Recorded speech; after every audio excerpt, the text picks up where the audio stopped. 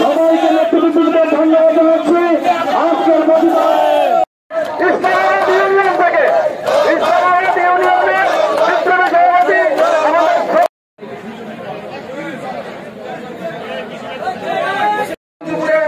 যেদিন হামলা হয়েছিল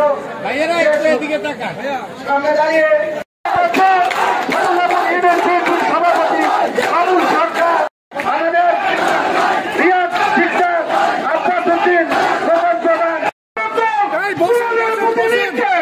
তোমরা আমাদের যত নেতা কর্মী এসছে সকলকে চেয়ারে বসিয়ে ছাত্রদলের পক্ষ থেকে সংগ্রামী শুভেচ্ছা অভিনন্দন জানান।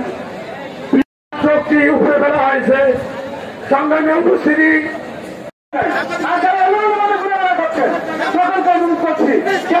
হামলার প্রতিবাদে আজকের বিক্ষোভ সমাবেশের সম্মানিত সভাপতি বিএনপি ও তার অঙ্গ সংগঠন শান্তিপূর্ণ মিছিলের মাঝে একদল সন্ত্রাসী অতর্কিতভাবে হামলা করে আমার বিএনপির এবং অঙ্গ সংগঠনের অনেক নেতাকর্মীকে আহত করেছে।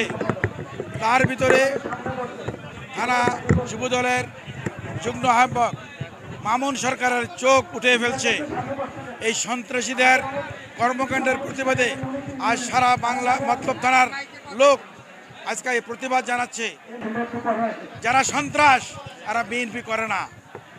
সুতরাং বিএনপির নেতাকর্মী সন্ত্রাসী বিশ্বাস করে না, সন্ত্রাসী করে না।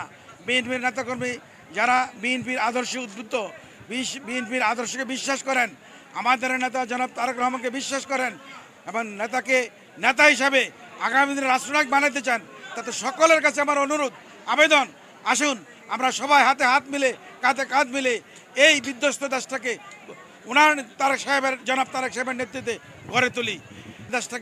দেশ আপনার আমার সকলের দেশটাকে গড়ে তুলতে হবে। সুতরাং দেশ গড়ার জন্য একমাত্র নেতা আছে তারেক রহমান।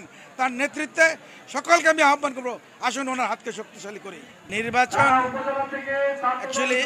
নির্বাচন পূর্বে একটা মনোনয়নের ব্যাপার আছে। আমি আমার নেতাকর্মী নিয়ে আপনারা নিজে দেখতেছেন, এখন মাঠে স্পষ্ট দেখতেছেন নেতাকর্মী কতটুকু স্বতঃস্ফূর্ত এবং আমার ডাকে তারা কিভাবে আসছে।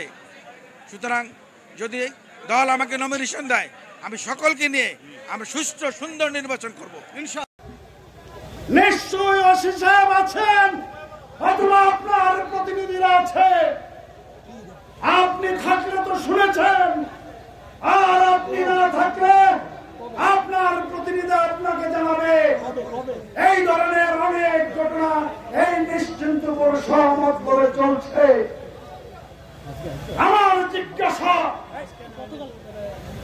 এই সন্ত্রাসকে কি আপনি নির্মূল করবেন নাকি আমার নেতা কর্মীরা এর দায়িত্ব নেবে? আপনাকে স্পষ্ট করে বলতে হবে।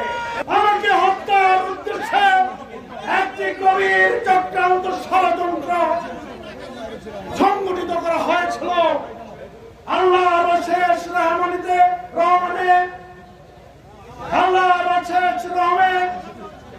সেদিন আমার প্রিয় নেতা কর্মীরা আমাকে মানব জাত সৃষ্টি করে আমাকে রক্ষা করতে গিয়ে আমার প্রিয় নেতা কর্মীরা স্বাধীন আহত হয়েছে।